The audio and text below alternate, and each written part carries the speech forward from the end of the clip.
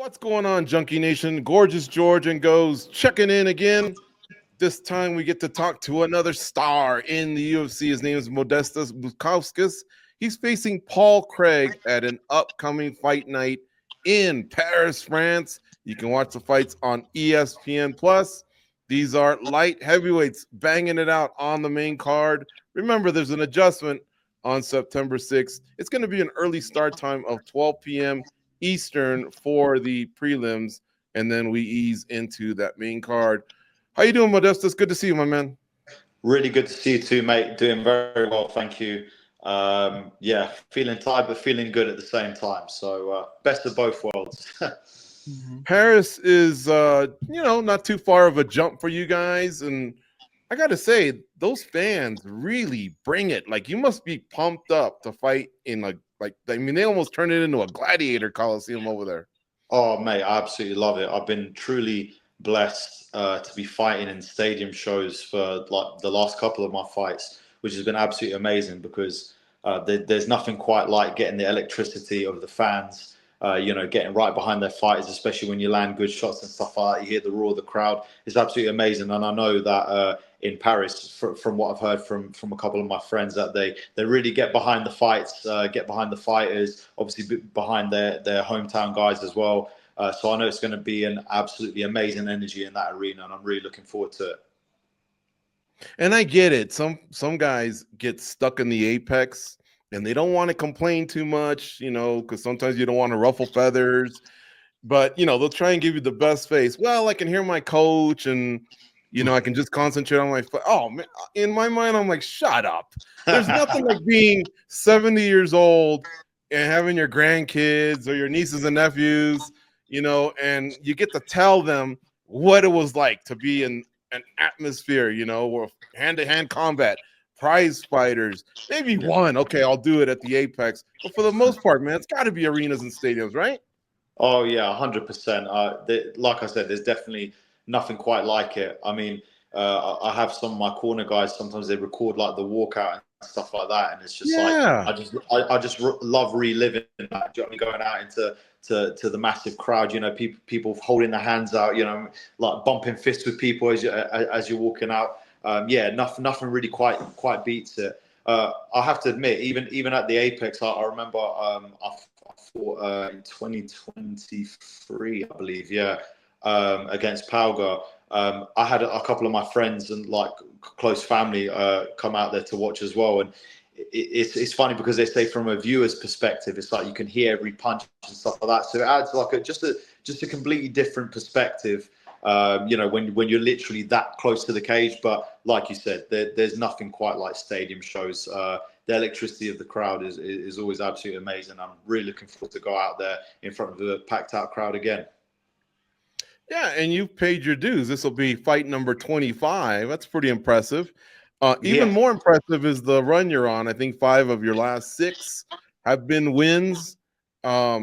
Can you talk about what's made a difference in this current run you're on?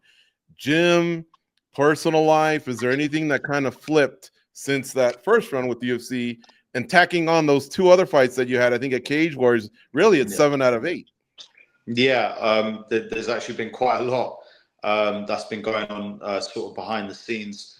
The main thing that sort of switched in my head was just mentally in terms of how I'm approaching the fights. Going in with the mentality that's you really do have to have a kill or be killed, but at the same time you've got to be in a flow state, and like just really kind of just going out there and embracing the wildness, embracing everything that goes out on fight night. Obviously I worked a lot on every aspect of my game. I feel like I've always had the skill set. I just didn't quite have the right ways to unlock it. So making sure that in training, I'll especially because there was quite a long period that I was off, even when I'd already recovered from the knee injury, before I actually got a fight on Cage Warriors. So even just enjoying the process more, enjoying the training, enjoying the grind a lot more, actually forcing in a really weird sadistic kind of sense. It's almost like forcing yourself to suffer a little bit more, and stuff like that. Those things have definitely helped. And, like my training partners, gearing everything more towards me personally as an athlete, as opposed to just, oh, I'm just going to go to a session, like go to jiu-jitsu, go to wrestling, you know, go like everything's now like I say, like geared towards like me specifically as an athlete. And one massive move that's definitely been a massive credit to all my success is definitely going down to Tom Aspinall's gym and training with the guys up there. You know, they took me in with open arms, you know, and they've been really helping me. They want me to succeed as much as everyone else in the gym. And everyone's just trying to help each other to get better. Everyone's got like a massive sort of improvement and development sort of mindset. You know, like we're still training hard. We're still, you know, trying to catch shots on each other, but it's all done in like in a good environment, like a good space. The energy in the gym's amazing. You know, I've got my dad here with me as well. You know, up for my final trip up to Manchester for training, and it's been absolutely incredible. Like I say, I feel like the energy in my training sessions is much better, and I'm just enjoying the whole process a lot more. And obviously, just like trying to link in all my skill sets a little bit more, and just going out there and, as I say, embracing the chaos. Those are the main things that I think have made me the fighter that I am today, and it can only get better. But I'm always trying to learn. You know, even from wins, I'm trying to learn like what kind of things can I improve here? What can I do there? And you know, like, you know, at 31 years old, I'm sort of right at my peak, and this is where I feel like I'm really going to let my skill set show out even more. And I've got a hell of a lot more to prove, and I'm looking forward to that. So yeah, it's been an amazing journey, and I'm looking forward to keep going on into the future.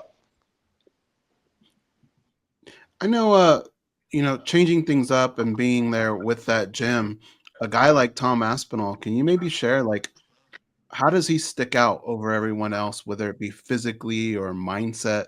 Like, what's one thing that he's implemented into your game that stood out? Yeah, so it's honestly the way that he conducts himself inside of training and outside of training. Everything together just makes him an all-around amazing athlete and an amazing person.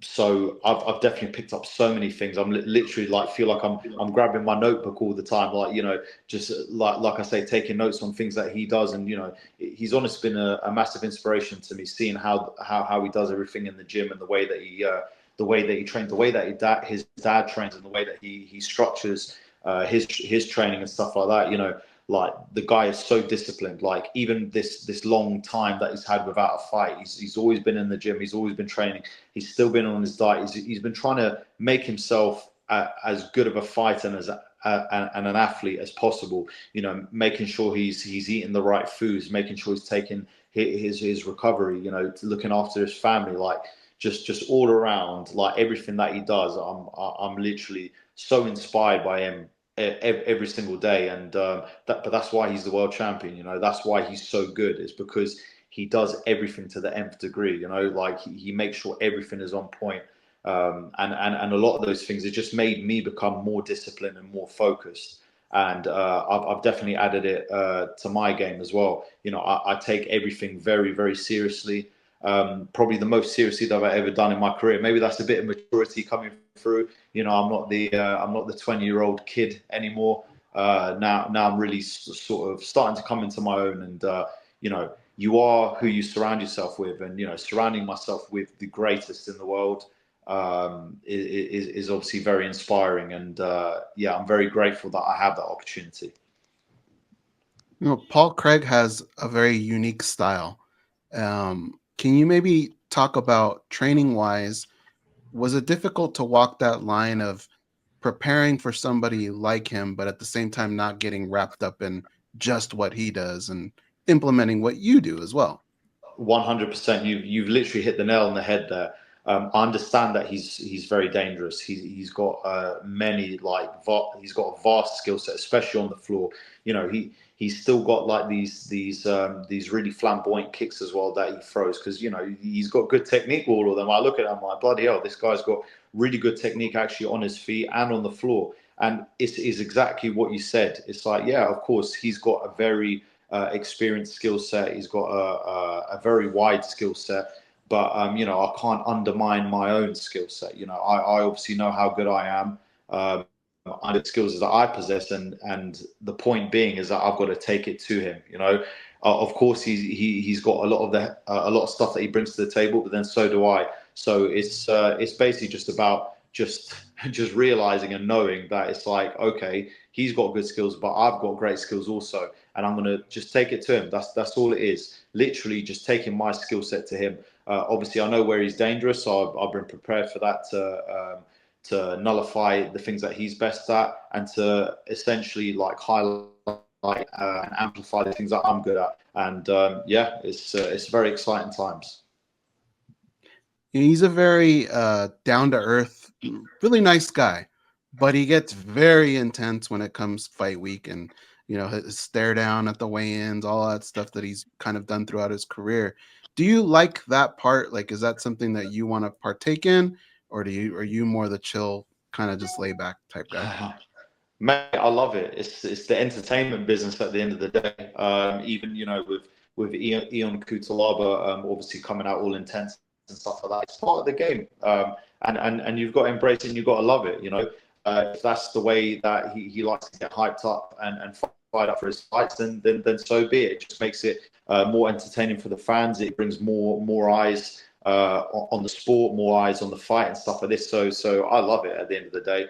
Me, I guess you could say I've got a bit more of a chilled sort of approach, but you got to take everything that comes at you, and I'm looking forward to it. Like I say, that stuff just excites me more.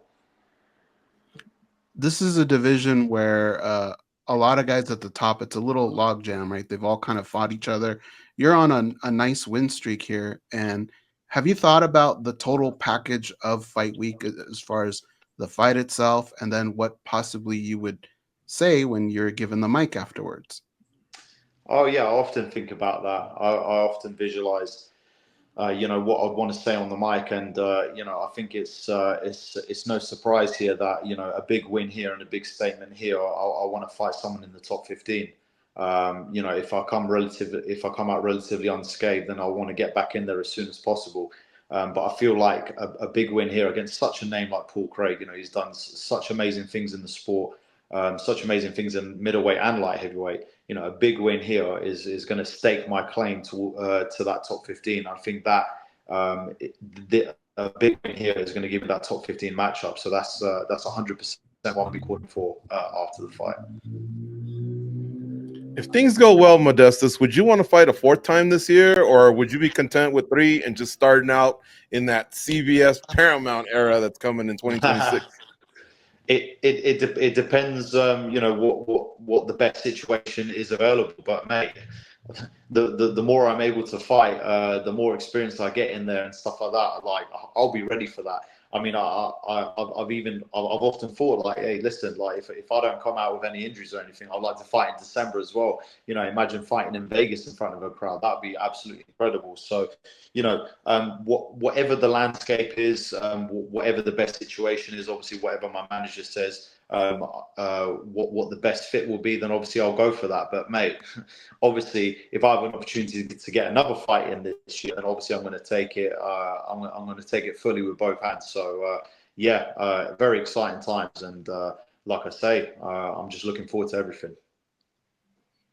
All right. Well, it's always great catching up with you. We appreciate the time. I know you have a few weeks left in camp. I hope everything goes safe, including the weight cut, your travels to Paris, France. Enjoy it. It's a great city, man. They came along a little slow and a little late to the sport, but it's been sanctioned for about 5 years now. But whether it's been Bellator or PFL or now, of course, the UFC, man, the one thing I can give it up is that crowd is nuts. So I hope you soak it all up and enjoy it.